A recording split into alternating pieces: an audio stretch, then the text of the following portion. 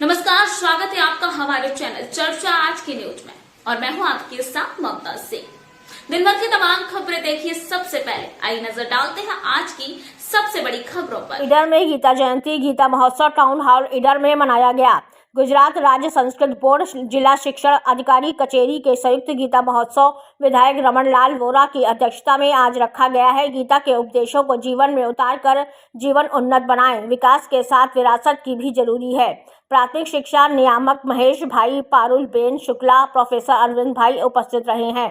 गीता महोत्सव में विद्यार्थी वाले भी बड़ी संख्या में उपस्थित रहकर गीता महोत्सव और संस्कृत भाषा वैदिक भाषा में हर धर्म में गीता का पठन होना चाहिए, जिसे हर घर में खुशियाँ आए। गीता में श्री कृष्ण भगवान ने कहा कि वह सत्य सनातन है।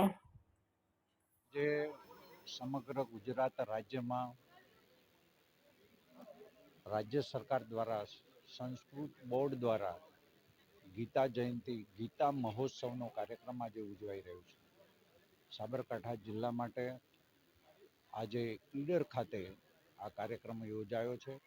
આપણે બધા જાણીએ છીએ તેમ દેશના પ્રધાનમંત્રી આદરણીય નરેન્દ્રભાઈ મોદી જે વાત કરે છે કે વિકાસ તો કરવો છે, પણ વિરાસત સાથે આપણો વિકાસ થવો જોઈએ, એમનું મુખ્ય સૂત્ર છે। અને એટલા માટે જ્યારે ગીતા જયંતીની વાત કરતા હોઈએ ત્યારે, શ્રીમદ ભાગવત ગીતાની જ્યારે વાત કરતા હોઈએ છીએ ત્યારે ધર્મ જે બાજુ છે એ બાજુ આપણે રહેવું જોઈએ। એનું એક વાક્યમાં જો એનો ઉલ્લેખ કરવો હોય તો એવો થઈ શકે। એના માટેનો ગુજરાત રાજ્ય સંસ્કૃત બોર્ડ દ્વારા આજે ગીતા જયંતીની રાજ્યના દરેક જિલ્લામાં ઉજવણી કરવામાં આવી રહી છે અને સંસ્કૃત બોર્ડ દ્વારા સંસ્કૃત પંચકમ નામનો એક પ્રકલ્પ પણ શરૂ કરવામાં આવી રહ્યો છે। સંસ્કૃત એ સંસ્કૃતિ સાથે જોડાયેલી ભાષા છે। એવું કહેવાય છે કે સંસ્કૃત તમામ ભાષાઓની જનની છે। જે વ્યક્તિને સંસ્કૃત સારી રીતે આવડી ગયું એ વિશ્વની કોઈ પણ ભાષા પર પોતાની પકડ મેળવી શકે છે।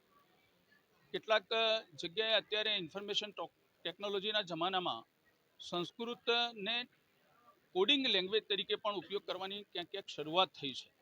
એટલે સંસ્કૃત ભારત માટે એક તક છે કે ભારતની અંદરથી સંસ્કૃતને ઉદ્ભવ થયો છે અને સંસ્કૃતના કેટલાય વિદ્વાનો અત્યારે સમગ્ર ભારતમાં કામ કરી રહ્યા છે। ગુજરાત સરકારે પણ સંસ્કૃત બોર્ડ દ્વારા સંસ્કૃતનો વ્યાપક પ્રચાર પ્રસાર થાય અને વિદ્યાર્થીઓ સુધી